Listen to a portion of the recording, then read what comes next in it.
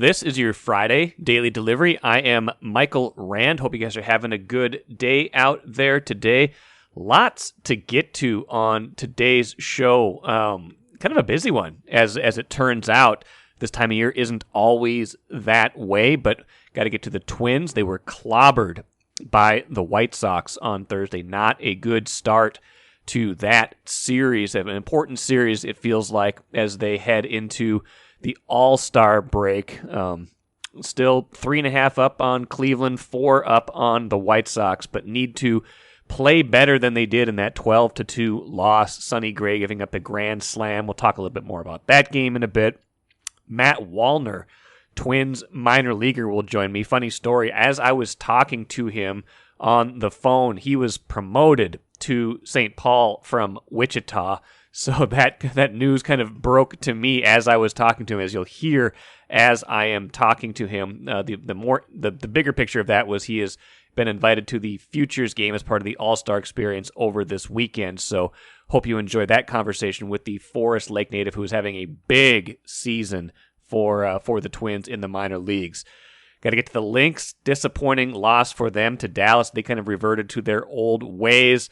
We'll talk to Morgan Turner from Minnesota Aurora. Big playoff game for the Aurora this weekend. Style note, by the way, after this weekend, the Star Tribune will start referring to singular named teams as plurals. We always used to say the Wild is, the Aurora is.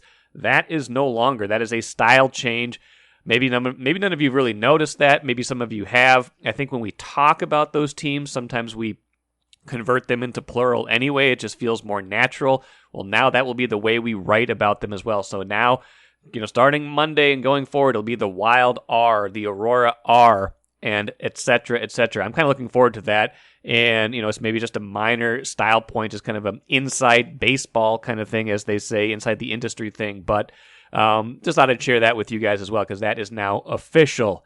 We'll hear from Cam Talbot, who says he didn't really want to be traded by the Wild. Interesting, given how that all played out. And the Wolves made a signing. Veteran Austin Rivers going to be joining the Timberwolves. We'll get to that in the cooler. But first, what did I miss? Like I said at the jump, Twins lose 12-2 against the White Sox. And to me, the big picture takeaway from this is disappointing in that they had probably the pitching matchup they wanted, right? They had Sonny Gray going in the first game of this series, ostensibly, the ace of their staff, or, at least the most experienced, high-quality veteran pitcher that they have, and he got knocked around pretty good. 3 2/3 innings, 9 hits, 6 runs, all of them earned. Really fell apart in that fourth inning. Twins were only down 2-1 going into the fourth, but Gray got hit by a line drive in that inning, stayed in the game, but a couple batters later gave up a long grand slam. 452 feet, I believe, was the distance on that one. So that was pretty much your ball game right there. Twins stranded a whole bunch of runners. Johnny Cueto had them kind of baffled, even though he was kind of dancing in and out of trouble. They couldn't solve him in a big way, so they end up losing that game 12-2. Nick Gordon pitched the ninth. I mean, that's not how you want to finish a game against a division rival, right? Having one of your position players pitch in that game, but that's the way it went for them. So, tough one to start the series. Now we got to look ahead a little bit. You got Devin Smeltzer looking for a bounce-back start tonight. He'd been quite good lately, but not so good in his most recent start. And then Dylan Bundy on Saturday against old friend Lance Lynn. Again, this team, this isn't like the world's most important series. There's still going to be, a half, close to a half of a season left when they get back from the All-Star break. But Twins are in a spot right now where they've done pretty good work throughout the entire season. You don't want to give that back in the final 3 games before the break. Certainly not against the White Sox. You don't want to give them any momentum, any incentive to think that they can get back into this race. They've been, pretty mediocre all year. This division has been mediocre all year. So I really want to see the Twins, win 2 out of these last 3 at least, kind of reassert where they are in the American League Central, kind of brush off Thursday's game, brush off a few of these recent losses, and finish off strong in this half of the season. Otherwise, it just feels like they're setting themselves up for danger in the second half of the year. Maybe it doesn't matter as much as I think it does. Maybe there'll be 3 or 4 more twists and turns before they get to the finish line. That could be the case, but this has just felt for about a week like this was going to be a very important series, and certainly did not start well on Thursday. Let's bring in a future Twin perhaps right now. Matt Wallner, Forest Lake native, first-round pick of the Twins a few years ago, has been tearing it up in the minor leagues, and like I mentioned, was promoted in the middle of my call with him on Thursday, which was pretty fun, pretty interesting. Got to I asked him kind of I had a hunch he was going to get called up soon, but I didn't want to say it like it was official. And then so the way I ended up asking the question, he's like, yeah, I'm on my way to St. Paul right now. So it was official by that point. It was kind of funny. So here is that conversation I had with Matt Wallner. I am happy to be joined on Daily Delivery today right now by Matt Wallner, Twins prospect, Forest Lake native, has been tearing it up in AA Wichita this year, Matt. I didn't realize the extent of the stats until I started taking a look at it. But man, 21 homers and OPS over 1,000. No wonder you are going to the Futures game here coming up. Congrats on that. How you doing today? I'm good, thank you. I appreciate it. So tell me about your year. I mean, obviously you've had a lot of good years in the minors. You had a good season last year, split between, Cedar Rapids and rookie league ball at a certain point back then. But as you think about as you think about your progression, what's been clicking for you this year? The biggest thing for me is I'm just trying to be a little bit more patient at the plate and draw more walks and be a little bit more selective. And I think that's been kind of the big change for me this year, and just trying to find more balls that I can do damage with. And so far, I've been successful in that. Yeah, I can tell you got 62 walks this year in 342 plate appearances. That's really brought your on-base percentage way up, 436, contributing obviously to that gaudy OPS. Now, as you think about the Futures game, what are you looking forward to with that? Just playing it. I think the experience playing in Dodger Stadium is going to be cool, and playing with some of the best players in minor league baseball and against them. I'm just really looking forward to the experience, and I think it's going to be kind of just a fun little day on Saturday coming up. Now, the Twins have been interested in you for a while. I saw they took you out of high school in the 32nd round of the draft, but then obviously you went on to play at the University of Southern Miss in Hattiesburg, had a great career there, ended up being a first-round pick by the Twins in 2019. Kind of what was that journey like, and what did you kind of learn in those 3 years between getting drafted right out of high school and then getting drafted out of college? Right. Yeah. Drafted out of high school as a pitcher, actually. So I went 2-way down there, but in college I kind of just fell in love with hitting and working on hitting, and still love pitching, but kind of found my passion for hitting down there, and had some great coaches and great teammates who helped me mature as a person. I loved every minute of it. I think it was a great experience for me, and I wasn't necessarily ready out of high school, and the Twins ended up drafting me again, and was very grateful for the opportunity. There's no other organization I'd rather be with, being a Minnesota kid. I was going to say, I mean, when you're a Minnesota native and you get drafted by the hometown team twice now, I imagine that's got to be a pretty special feeling. Yeah, it was really cool out of high school, and then it just be honored with that, even getting considered and then picked. But second time through is even a more surreal, cool experience when you realize you're actually going to be a part of it. Now I understand that I think your brother perhaps is there's something related to your brother with your cleats. Can you tell me more about that? Yeah, so for the Futures game, I just made some custom cleats, and my two best friends, one's in the Coast Guard and one's in the Navy. and then my brother's joining the Navy here in a month, so I just kind of dedicated one fleet apiece, one to the Navy and one to the Coast Guard, and kind of just a cool little thing I could do for the futures game and my own little custom thing. Gotcha. Very cool. Last thing for you, Matt. Appreciate your time here. Looking at your numbers, I mean, you're 24 right now. You're tearing up Wichita. Have you been given any indication that there might be another jump for you this year? Yeah, I'm actually on the way to St. Paul right now. Okay, all right. Well, there you go. So you'll be with the Saints for the foreseeable future then. Right. And then hopefully beyond that. I mean, that's once you get to St. Paul, you're only one step away. Right, which is a really cool thought to have.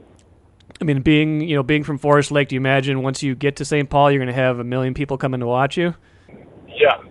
My family will be there tonight. They came a lot in Wichita, but it'll be a lot easier to drive 30 minutes as opposed to 9 hours to come see me. So I'm sure they'll be at most every home game, and definitely friends and other family will be out a good bit. So I'm really looking forward to it.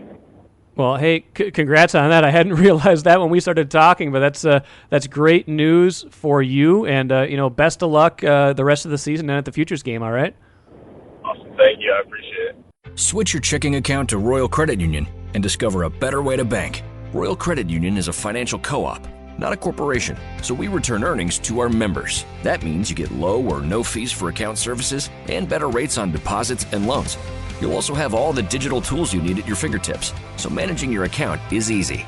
Royal is ready to help you discover the credit union difference. Switch your checking account to Royal Credit Union today at rcu.org/yourchecking.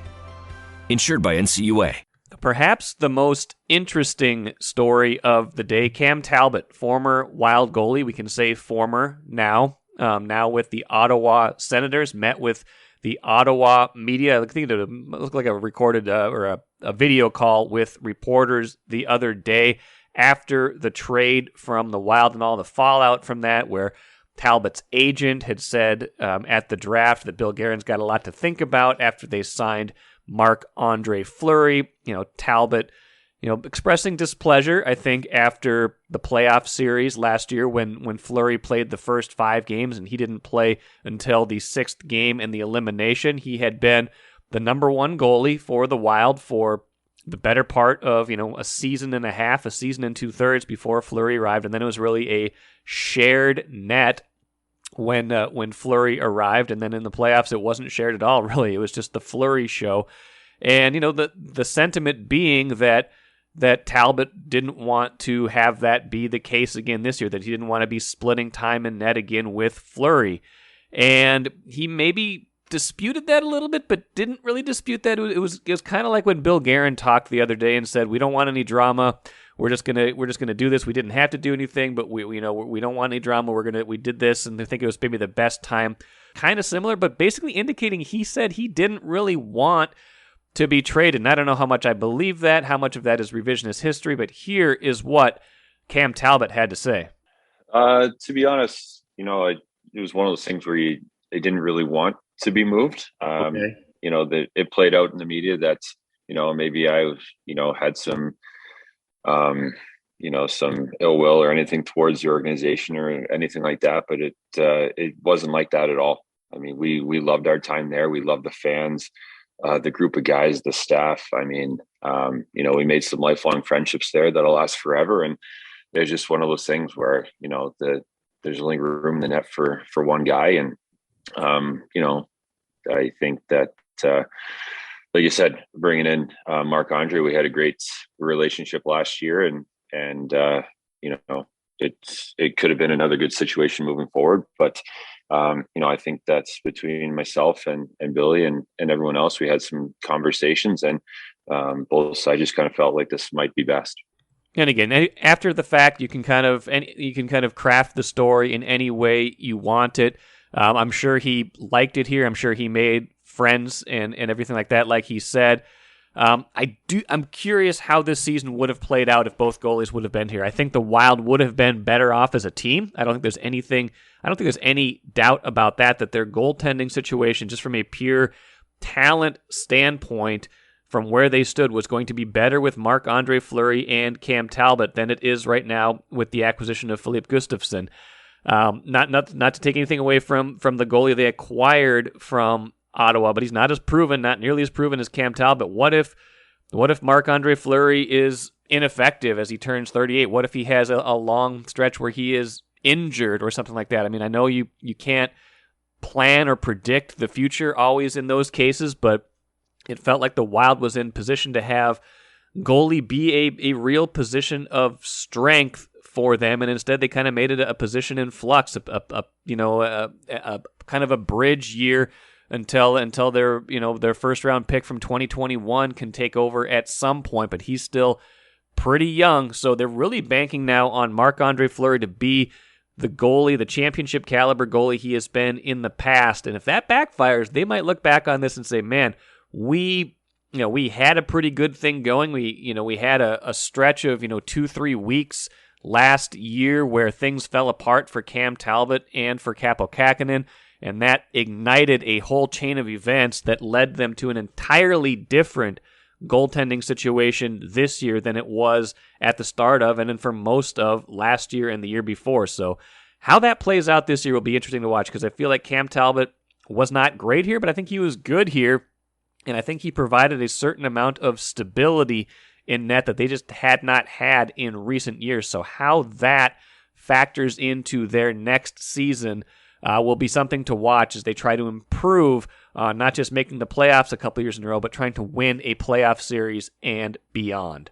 The Lynx, meanwhile, I wrote about them the other day, how they're kind of getting back into playoff contention, how, if they can just do this or that after that horrendous 3-13 start, that they will have a chance to be in the postseason. And the 538.com had given them a 53% chance of making the playoffs before Thursday's game against Dallas, and that was a high importance game.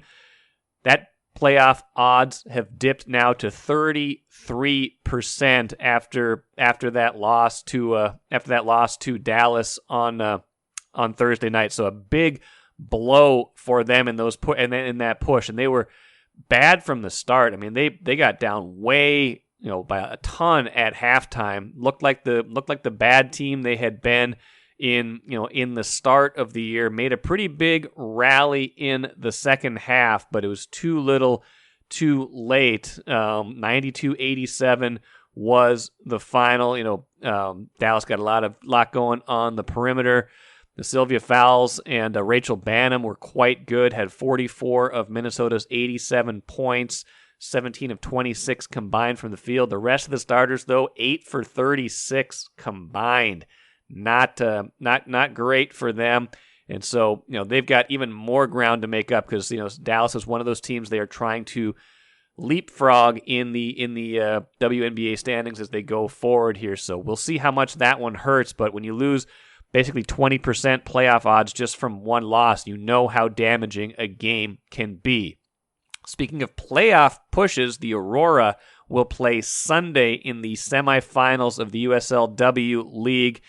They are undefeated this season and hoping to build on their win the other night. I caught up with Morgan Turner, who had a big goal the other night for them, had a hat trick in a recent game as well, to kind of talk about just the season, big picture for the season, to talk about just, what this has meant, what this whole year has meant. She's a Maple Grove native, and kind of what the playoffs mean going forward. So here is that conversation I had with Morgan Turner from Minnesota Aurora. All right. Happy to be joined today on Daily Delivery by Morgan Turner, forward for Minnesota Aurora Soccer.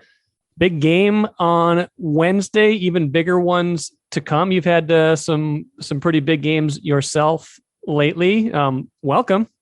Yeah, thank you for having me. Absolutely. What was, as we're talking about the playoffs, which began Wednesday for this team, which has not lost all season. I imagine once you get to the playoffs, everybody says, stakes are raised, you lose, it's all over. What did that environment feel like on Wednesday? It was so incredible. We had so many fans there again, which we were anticipating. And I think that also gave us an edge over the other team. And I think we all just went into the game knowing that we were going to win. I think we all know what we signed up for. We all know what our big goals were this season. And I think we were all just really ready. We knew that Indy was going to be a really strong opponent for us. And I think we all just came ready to play. We had a really good team win. Speaking of big goals, you had a big goal in that game. Maybe talk me through the play itself and kind of what you what it meant to you to score in that kind of situation. Yeah, sure. Definitely, it was one of my favorite soccer moments. Mackenzie played a really nice ball to Kat, and then Kat laid it off to me, and then I was able to take a quick touch and shoot it. And I think just the rush after that goal was amazing. And I went into that game knowing that we weren't going to be done. I knew that we were going to come back. And so I think that just helped us to get some more momentum. And then Mayu was able to score a really nice PK in the second half too, to put us through. So.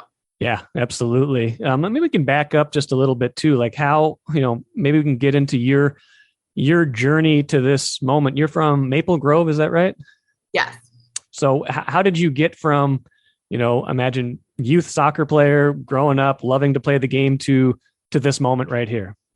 Yeah. I was actually reflecting on it last night. I feel like my soccer career has just come full circle between, I started playing just for my local club, Plymouth Soccer Association, when I was probably 5 or 6. And then I played for MTA for a little bit, and then I played for Maplebrook, and then I went back to MTA to play ECNL, and then I went to college at DePaul University in Chicago. So coming back to Minnesota Aurora this season has just been so much fun because I've had so many of my friends and family have been able to watch me, and just to play in my home state for such an awesome team in this environment has just been really special.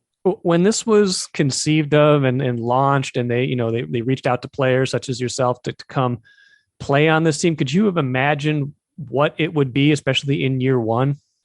Absolutely not. I mean, I remember talking to Nicole when she was recruiting me to play for the team back in January. When they were talking, she was saying, "Oh, we're probably going to play at TCO Stadium." And I was like, "Oh, that sounds super cool." And all female coaching staff. But I could never have imagined it would become what it is now. And I think it's just so exciting for women's soccer and just for the whole state of Minnesota in general to see the community come together and support us has just been incredible. Now you have another big match obviously coming up this weekend, the semifinals, right? That's Sunday, if I'm not mistaken. Yes. Now, as you get further along, do you have to kind of ground yourself a little bit more and remind yourself this is, just one more game? How do you approach things as the stakes get higher? Yeah, absolutely. I think we have a lot of veteran players who have had a lot of experience playing at high levels. And so I think especially now that we've gotten really comfortable with our roles on the team and how we can play together, I think it's just another game for us. I think we know that this is definitely going to be our toughest opponent. We have a lot of respect for them, but we also have respect for us, and we know how good we are. So I think we're just going into it, knowing what we're capable of, and ready to play. I'm sure, last thing for you, I'm sure you just focused on the moment right now, but as you think kind of big picture, what can Aurora become? How far can this go? Because to me, it's become so impressive to see thousands of people, 5,000, 6,000 fans at games, to support this team right now. Yeah. I mean, I think there's no limit for what Aurora can become. I think it's super cool how we've been a leader in the USLW and just kind of nationwide for what women's sports can be when media attention and resources and investments are put into women's sports. And so I think it's just super exciting to see what everyone's been able to do in such a short time. And I think it's just so exciting. I don't know what Aurora will look like in the next few years, but I'm just so excited for women's soccer and for Minnesota. And for good reason. Well, Morgan Turner, appreciate you hopping on Daily Delivery with me today, and enjoy the rest of the playoff run. Thank you so much. All right, take care. Let's finish with the cooler. Austin Rivers, veteran signing with the Timberwolves. They're really just remaking their roster, interestingly enough. Tim Connolly coming in, new president of basketball operations, doing a lot of work. The Rudy Gobert trade, obviously the centerpiece of the offseason with so many, rotation players going out in the process. Patrick Beverly, Malik Beasley, Jared Vanderbilt no longer on the roster. You need to replace those guys when you just get a 1 for 8, 1 for 9 trade. A lot of those picks, you've got to, you got to figure out a way to fill out your roster with quality besides that. So the Wolves doing that, hopefully, they hope, with, guys like Bryn Forbes, guys like Austin Rivers, guys like Kyle Anderson, who they'd signed earlier this year as well. Veterans who are making less. It sounds like Austin Rivers will make the NBA minimum. Good player throughout his career. This will be, I think, his 7th team. Not indicative of necessarily who he is as a player or a person, but 29 years old, 11th season, son of Doc Rivers. Defensively a good player, can give you a little bit of shooting. Just kind of one of those good depth rotation guys you want to have on your roster. So I think that's going to be one of the fascinating things about next season. Isn't just about how this Wolves starting 5 comes together with, Gobert and Towns trying to play together to coexist as big men, both of them ostensibly centers in this league, how that comes together, how Jaden McDaniels takes a step forward, how Anthony Edwards takes a step forward, how D'Angelo Russell fits in what could be his last year here, if we're being honest about his contract situation, or how he fits into this, trade-wise or long-term-wise. But, the starters only play so much. I'm sure they'll be on the court plenty, but you need depth in this league. And the Wolves seemed like they had good depth at a lot of points last year. They were putting good lineups out on the floor. I think they can still do that this year, but it's going to be with a much different cast of characters, and how that all comes together will, it's not going to be the story of next year, but it's going to be a sneaky thing to watch as you consider whether this team can take a step forward in 2022 or whether they're just kind of treading water going forward. That will do it for today. Like I might have mentioned on a show or two previously, we'll be back at it Monday, skipping Tuesday and Wednesday next week to get a little extra time off. So we'll do Monday, Thursday, and Friday next week, taking a couple days the week after that as well, before probably getting back into it full-time for the rest of the summer and beyond. Hope you enjoyed the week. Back at it again on Monday.